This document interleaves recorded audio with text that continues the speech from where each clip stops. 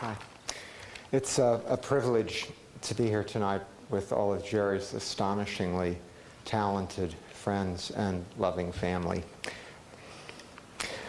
And it was also a great honor to have loved my chosen dad. So I met Jerry when I was 19 years old and an undergraduate at UCLA. My, how those 10 years have flown by. He was teaching a playwriting class. I was his student. I don't remember much about the class. I think he passed me, but I do remember Jerry. His enthusiasm, his passion, his warmth, his humor, his love of theater. He was a fan. I remember a book of photographs he'd taken of playwrights, which I was lucky to be one of them, and his collection of autographs, although in his case, they were his famous friends, and the inscriptions were in copies of their first editions. Noel Coward, Christopher Isherwood, William Saroyan, Tennessee Williams. Anyway, he told us, his students, to stay in touch and to send him anything we'd written. He'd love to read it. I'm sure he said that to all the young hopefuls, but I took him up on it. I sent him a couple of one-act plays I'd written the following year when I was a grad student at the University of Pennsylvania. And I remember meeting with him at his townhouse in New York. I was so impressed.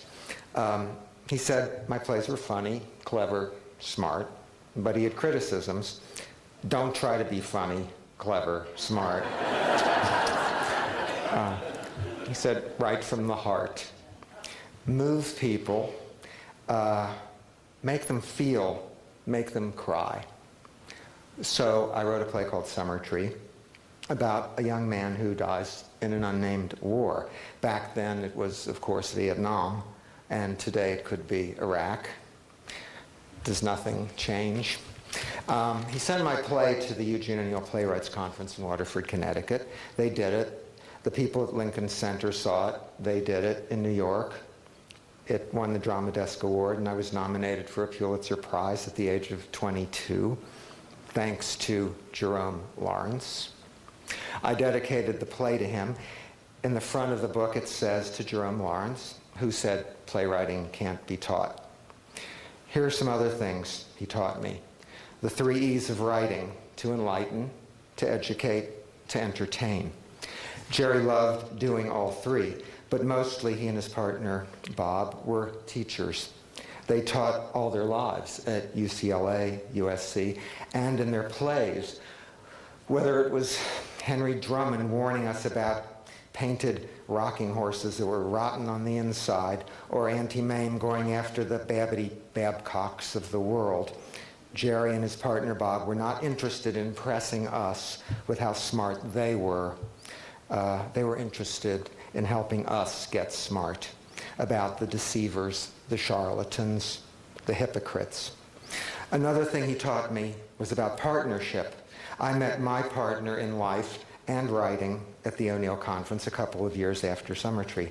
Daniel Lipman and I are still a team after 33 years. And Early Frost Sisters, Queer as Folk. Who do you suppose inspired us? I also learned a lot of dirty jokes from Jerry. He loved to tell them, and he always laughed when he did. Like the one about the horny parrot whose owner paid $100 to get him a girl parrot. When the owner came back, he found the boy parrot had torn off all the feathers off the girl parrot, and he said, "What the hell did you do that for?" And the boy parrot said, "For $100, I want her naked."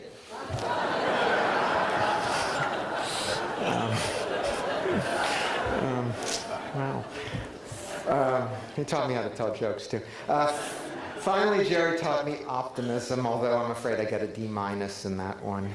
But he was always aglow with the hope of another bright new adventure. A play, a musical, a trip around the world, a party.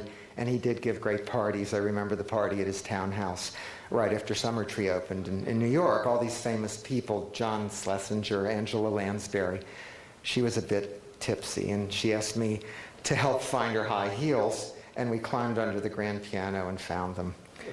And I was Patrick. But what I will always remember most about Jerry is that spirit. For him, life truly was a banquet, and unlike most poor sons of bitches, he ate very well. Jerry, the eternal optimist, is now truly that.